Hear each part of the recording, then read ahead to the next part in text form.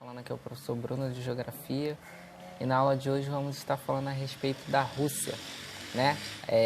Esse é um ponto muito importante na geografia, né? Quando a gente fala de Rússia, a gente fala de uma grande potência, né? Principalmente quando a gente pegar ali a parte em que ela era ainda a União Soviética, né? Era conhecida como União Soviética, e a gente vai estar tratando desse e de outros pontos na aula de hoje, tá? A gente tem aqui o início russo, né? Eu coloquei aqui alguns tópicos, né? Não necessariamente todos, mas os mais importantes para a gente entender esse desenvolvimento, tá? No século XIX, né, enquanto países como Portugal, Espanha e Itália estavam preocupados com a expansão marítimo-comercial, né, estavam preocupados com a economia, né, de expandir a economia através das linhas marítimas, né, o Império Russo se concentrava na expansão terrestre do seu território, né? Então ele esticar o seu território de uma forma terrestre, né? Não necessariamente marítima como os outros países estavam fazendo. Ainda no século XIX, né, após a concentração de diversos territórios, né, após ele expandir o seu território e ir anexando outros pedaços de terra, né, eles passaram, né, no caso, a ser exercidos com o poder neocolonialismo e o imperialismo, né? O que seria esses dois conceitos? Eu peguei duas definições aqui de neocolonialismo e imperialismo, para ficar bem fácil para vocês, tá? O que seria o neocolonialismo, né? A dominação pública, econômica ou cultural, né, de um país sobre outro território. Então é basicamente o que a Rússia fazia, né? Como ela estava anexando outros territórios, ela acabava tendo uma dominação política nesses outros territórios. Já o imperialismo, né, é um pouquinho diferente. É um sistema essencialmente monárquico, chefiado por uma autoridade única, né? Então era uma única pessoa que estava governando como um verdadeiro império, né?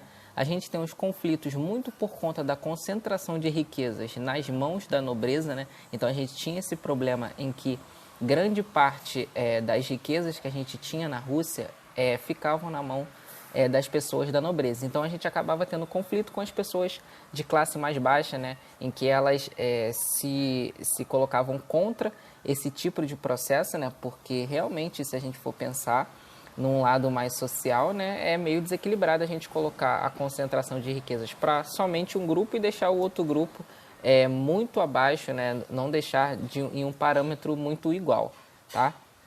Já no século XX, a gente começa a ter os mencheviques e os bolcheviques, né?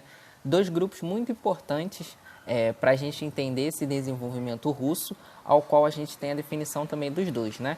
Tem os mencheviques, né, que acreditavam que a criação de um parlamento popular seria capaz de minimizar a exploração com leis que beneficiariam os trabalhadores. Então, era um grupo, né, em que ele tinha como principal objetivo minimizar essa exploração que estava tendo do Império Russo, né, do governo russo na população, dando maiores benefícios para aqueles trabalhadores, né? E os bolcheviques já eram um lado mais radical, digamos assim, né? Algo um pouco mais para frente, né? Mais, como eu posso dizer, radical mesmo, né? Essa palavra mesmo, da uma parte mais árdua, né?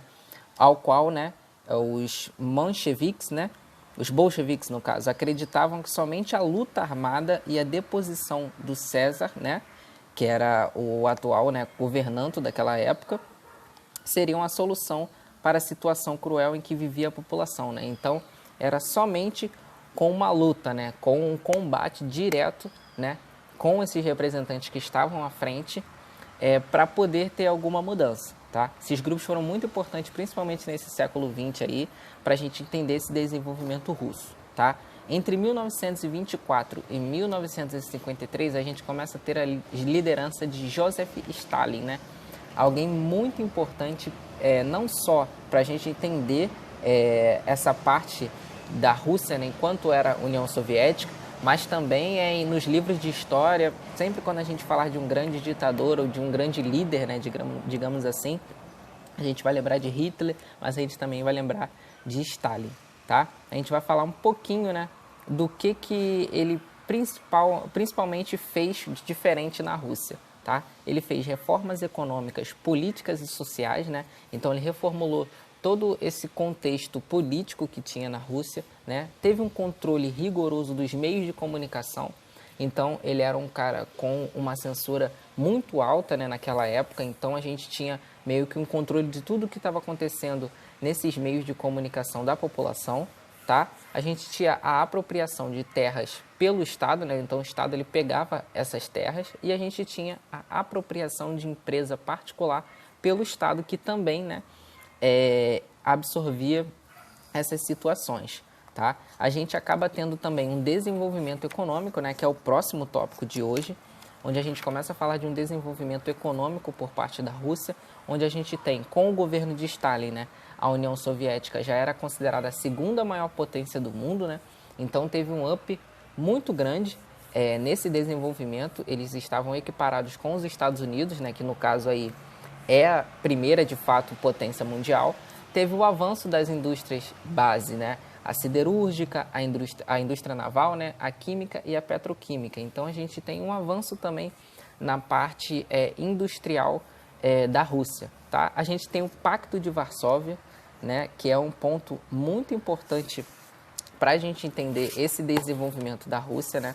A gente tem ele em 1955, como eu coloquei na data aí, que foi o quê, né? Foi uma aliança militar entre os países socialistas e a União Soviética, com o objetivo, né, fazer frente à OTAN, ou seja, a Organização dos Países do Atlântico, né, que reunia países da Europa Ocidental e os Estados Unidos. Então era um grupo, né, em que eles tinham uma aliança militar ali para combater a OTAN, tá? Todos esses problemas, esses acordos, esses pactos que a gente acaba tendo nesse período, muitas das vezes são para combater o outro tipo de grupo, tá?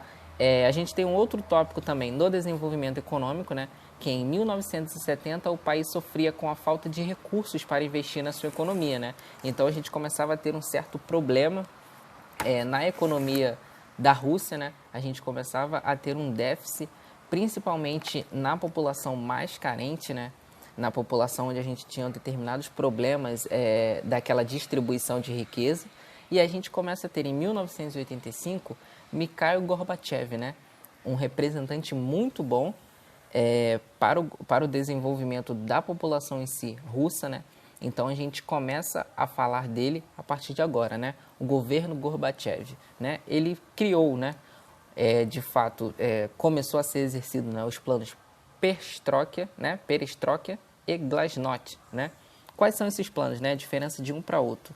O primeiro, Perestroika, são políticas de reconstrução, né, da reforma da economia, né?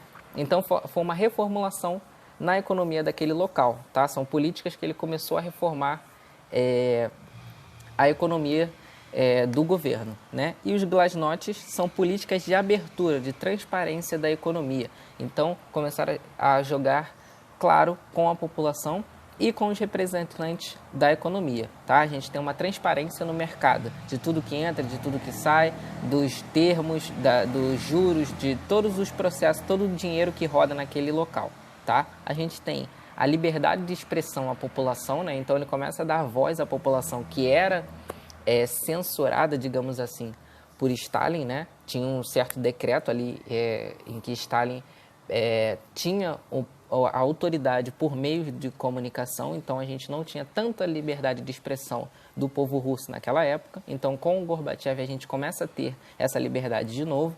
A gente tem a abertura do mercado interno, tá? A gente tem um conflito com as alas conservadoras do Partido Comunista. E aí é um ponto muito importante que vai muito dessa liderança do Gorbachev, né? Onde a gente tem 3 pontos aí. O movimento de contestação aos regimes comunistas. O que é isso, né? A independência dos países socialistas do leste europeu, iniciando a passagem do socialismo autoritário para o regime democrático, tá? Então a gente tem uma passagem de um processo para outro, tá? A gente tem um movimento das ultra-reformistas da União Soviética também, né? Que com o fim desse regime socialista, né? A gente tem a integração com o capitalismo que na época estava já praticamente dominando o mercado, né? O capitalismo, ele, quando surgiu, ele de fato dominou o mercado. Até hoje a gente tem esse processo de dominação do capitalismo. E nessa época, mais ainda, né? Porque era o início desse processo, tá? Além da independência de 15 repúblicas soviéticas, né? Então a gente tem a defesa dessas 15 repúblicas. E o movimento de grupos conservadores das PUCs, né? Do PUCs, no caso. Ao qual é um governo, uma parte mais radical, né? Um plano mais radical, onde eles tentaram tirar o Gorbachev, né? Tentaram dar um golpe de Estado, mas não funcionou. Né? Isso surgiu de outra maneira, né? Foi como um tiro que acabou saindo pela culatra, né? Porque em vez deles tentarem um golpe de Estado, como eles tentaram, mas não conseguiram, fez com que o Gorbachev subisse mais o seu poder e conseguisse mais autorização ao longo do tempo, tá? E aí a gente chega numa parte que é muito importante para a gente entender, tá? Que é a Comunidade dos Estados Independentes, onde a gente vai ver a CEI, né? A sigla CEI, Comunidade dos Estados Independentes. A gente vai falar um pouquinho dela hoje, tá? Mas a gente tem um conhecimento de mundo em geral quando a gente começar a falar de blocos econômicos, tá? Mas, de fato, essa Comunidade dos Estados Independentes, né? Chefes de Estado que tomam decisões internas, né? Então, são os chefes daquele local que tomam a decisão ali, naquele próprio local, né, de forma interna, implantar um mercado comum e promover relações cooperativas entre os países membros. Então, a gente tem, né, um mercado que circula ali naquele próprio bloco, né, naqueles países membros ali, para facilitar a cooperação entre eles e também a competitividade, né, onde a gente começa a ter, como, por exemplo, a gente ir no mercado e a gente vê 5, 6 tipos de açúcar com vários tipos de preços diferentes. Essa competitividade vai muito por conta desse mercado comum, tá?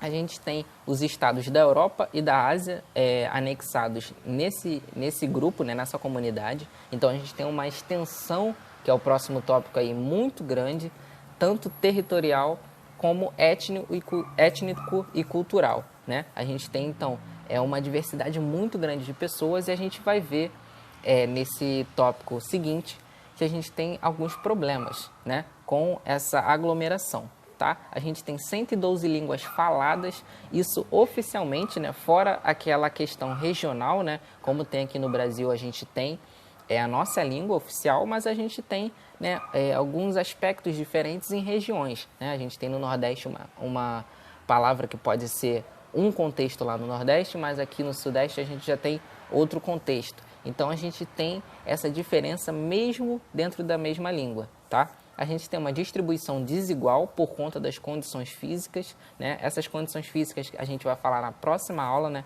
Quando a gente começar a falar do clima da Rússia, da vegetação, do relevo. Então a gente vai ver que essa distribuição de pessoas vai muito por conta do clima, da vegetação e do relevo da Rússia, tá? A gente tem os conflitos territoriais, né? Que por conta da gente ter uma população totalmente diferente uma da outra no mesmo território, né, no mesmo grupo, a gente começa a ter os conflitos territoriais, étnicos também, né, porque a etnia de cada um é diferente, e nacionalista, né, porque temos nações diferentes naquele mesmo local, tá? A aula de hoje é basicamente essa. Na próxima aula a gente vai estar falando de alguns aspectos mais físicos da Rússia, né, vamos englobar a parte da população. Pois a aula de hoje era basicamente, né, esse apanhado histórico desse desenvolvimento desde que quando era a União Soviética até se tornar a Rússia, tá bom? Até a próxima aula.